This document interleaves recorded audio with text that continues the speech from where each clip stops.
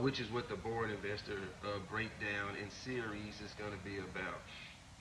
Long-term approach. That's going to be number one. We're taking a long-term approach to investing and building wealth, right? And that's, like I said, just through understanding capital markets as a whole, stock market, right? That's where my area of expertise is. I've diverged into precious metals, so of course, going through things in that nature. And of course, I believe in just things that remaining liquid. You want to be liquid, especially in times like today where markets are really overvalued from the standpoint of it's only a few companies that's holding up and pushing up the markets. The rest of the markets are pretty much on a downswing. So you want to protect yourself, and you also want to be ready for what's to come. So making sure that you're liquid enough to take advantage of those downswings, because when stuff hits the fan, when things go down in value as they always do, because like I said, markets are irrational, so that means that things will be trading at premiums, high valuations based on an earnings basis, right? On a price to earning basis, price to sales basis, price to book race basis. They'll be selling overvalued at a high, where you have some areas that are undervalued in those same areas, even when it comes to all their assets, capital allocations, and different things of that nature versus where their stock prices trade. So some companies have inventories, real estate, products, things like that, cash that amount to, when you divide it by the outstanding shares they have, it amount to more than what the stock's price is trading at. So their business as a whole is worth more than what the stock is trading at. So a long-term approach, just basically what that means is, man, the S&P 500 has yielded between 7 to 10% per annum per year annually annualized over the long term. Forget what it's done this year, forget what it's done last year, forget what it's done in 2022, 2020, forget what it done in 2008, forget what it done throughout history, 1929, forget what it's done throughout history. And over time, 7 to 10% of your money is a good return. That's just trusting the market. That's just trusting the American economy, right? Being a capitalist, investing. You don't have to yourself be a capitalist. You live in a capitalistic society, so you might want to take advantage. And in terms of doing so, you're able to take advantage of investing in America. America always bounces back. They always have. Every time it's been a downturn, there's been an uptick, right? You get booms, you get busts, you get progressions, you get recessions. It's just how capital markets work. So a long-term approach yields you about 7 to 10%. You can do better than that, trust me. But of course, with the long-term approach, you want to be ready. You want to be fluid, right? You want to have liquid capital on the side working for you in the debt market, such as a high-yield savings, a CD, T-bills, whatever you want to do, treasury notes, whatever it happens, whatever instrument you want to use. You can high-yield savings accounts tend to be more liquid. You can pull the money out, transfer it, move it a lot quicker than T-bills or 30-day T-bills, 60-day T-bills, 2-year CDs, things like that. So for me, remaining as liquid as I can, so I can take advantage of those opportunities that come in the market at the drop of a hat. That is a major, major key player for me in terms of my investing strategy, as well as I do have investments that I have locked up, money that I don't need, right? I have it's a REIT that I invest in called Concrete. I get about a 6.5% return on my money. I've been investing to them for a couple of years, but it takes a while if you need that money. If you're getting the pinch, you're getting the bond, it takes about a month to get that for them to exit. It's real estate backed. It's a real estate investment trust. It's a REIT, so it takes a while from the sale that position closes. They will get you your money. It just takes a while. So I look at that as like maybe a high yielding T-bill, T-note, or a bond, right? It's short term, so you can have your money back in a month. You can accrue interest over that time if you happen to, if you steadily add it to it, pays you dividends every week. Beautiful tool if you don't need the money. Precious metals can easily be sold. Silver can easily be sold. You can go to any local coin shop, sell it online, eBay auction, or whatever you want to do. Of course, with precious metals, you want to make sure that you're doing your due diligence. People sell fakes all the time. Don't get conned out of your money. You spend your hard-earned money on this. It's supposed to be a storehouse of wealth. You don't want to essentially flush it down the drain. Go to a reputable source, your local corn shop.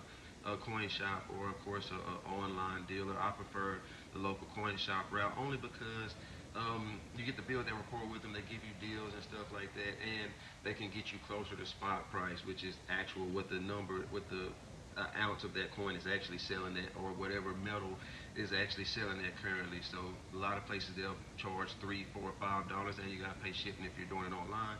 Whereas your local coin dealer just taking me a buck or two over spot. My local coin guy has given my kids grams of silver just because we have a relationship. And even on my son's birthday, gave him a sterling silver necklace and pendant with it, which is awesome because if you know anything about precious metals and silver, sterling silver is 925 silver, 925 fine. So it's 92% fine silver, right? Can easily be sold. You can use it for some strange reason. People that I've come across that have built massive, like amounts of wealth, they're like, I don't know if they're, I wouldn't call them conspiracy theories, but they're definitely like fidgety, like kind of fickle. They're nervous, man. They're like doomsday prepping. Like if stuff ever hits the fan, I can go to Mexico and just take my gold, or like stuff like that, or like man, if we get into a civil war or the economy crashes, man, I always got this right here. I don't get it from that standpoint. I do look at it as a storehouse of value. I started buying silver at about $28 an ounce. It's now $51 an ounce. I still buy it as a dollar cost average into it. Again, long-term approach. I'm not waiting on it to come back down. It's storehouse of value, right? Just like stocks come down in price, I add more, and when they go up, I still happen to buy if it's at fair value, and that's what I'm doing with silver. It's just a storehouse of wealth. I don't need it. It's fun to collect, and it's a great way to have a savings that's easily accessible, not as accessible as the high yield savings, but just as easy. Um, that's what the long-term approach is, right? We're playing the long game. I'm not trying to get rich tomorrow. I'm not trying to get rich next year.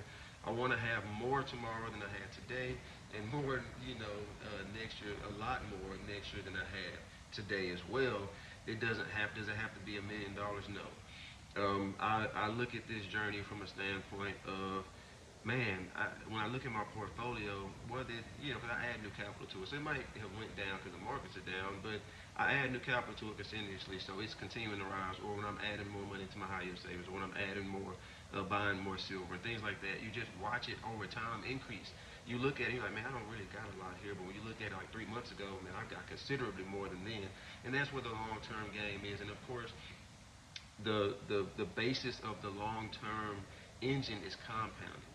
Okay, and when you're investing in the capital markets, anything where you can yield an interest in, compounding interest is the best. That's the mover, the driver. That's the expediter, which is going to get you to where you want to go. Compounding interest is just the principle or the amount uh, uh, raised by the power of time. That's all compound interest is, right? Time is the biggest driver. The longer you're in the markets, the longer you're invested. You don't want to time the markets. You want to spend time in the markets, right? Some people come in and out, move in and out of positions. Compounding interest doesn't have the ability to take effect if you're, man, I'm up 20%. I think markets are about to come down. Let me sell. Compound interest doesn't have the ability to work in your favor if you do it like that, because again, it's raised to time, like by time, right? It's whatever that amount is, compounding in a rate by the time. The longer you're in that position, the longer that you have compounding on your side, the larger those gains will be. That's why if you're, let's say, 18, you can invest $200 to $250 in the S&P 500 every single month for 40 years, and well, between 30 and 40 years, you'll be a millionaire. Whereas if you're 30 and you did that, you'd have to invest twice as much, or you definitely wouldn't have the same amount of return in that time span as the person that started at that earlier point, only because they've had more time to compound. You can do double that amount, and you still won't have the returns that they have simply because they have time on their side. So when investing or building wealth, or anything long-term, building a business as well, time is going to be your greatest asset.